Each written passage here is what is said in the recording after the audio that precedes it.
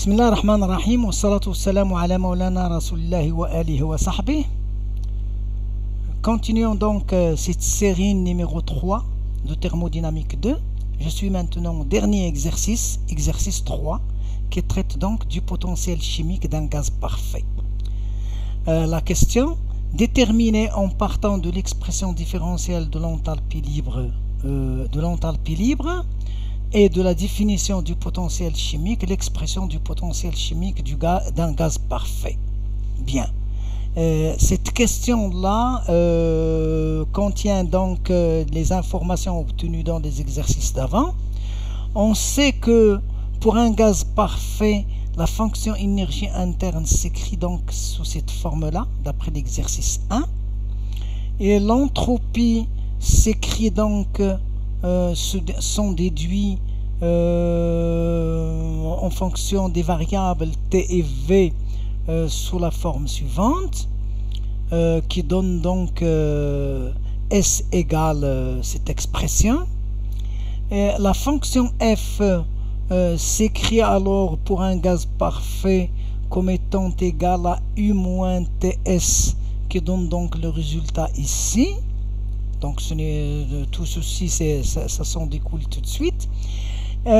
Pour aboutir finalement à l'enthalpie libre, c'est-à-dire l'énergie libre du gypse, G qui est égal à U moins TS plus PV, on obtient donc le résultat ici. Très bien. Et je sais que G est une fonction des variables intensives T et P.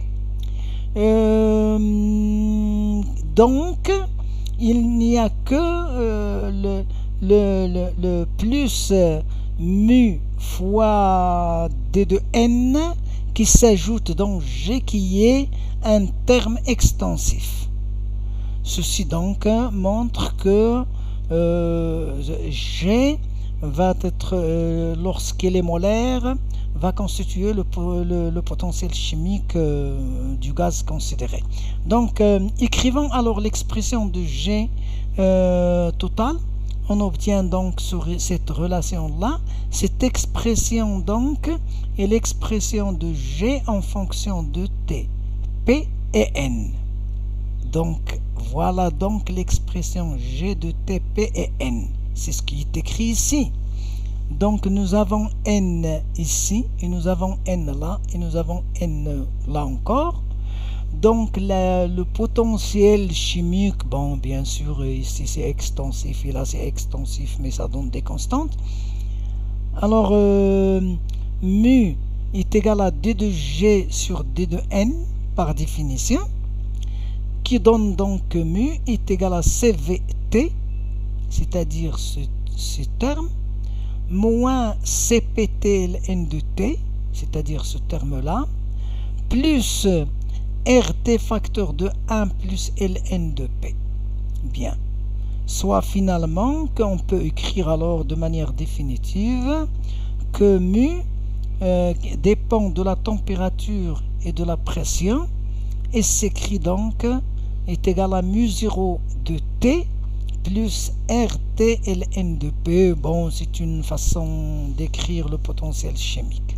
Bien, voilà donc un essai de solution à cet exercice.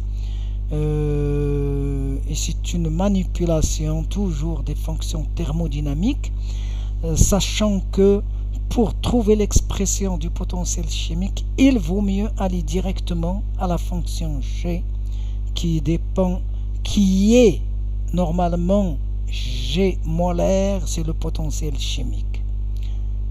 Parce que c'est une fonction des variables T et P qui sont intensives, il n'y a que N qui est extensive dans G. Je vous remercie. Wassalamu alaikum wa rahmatullah.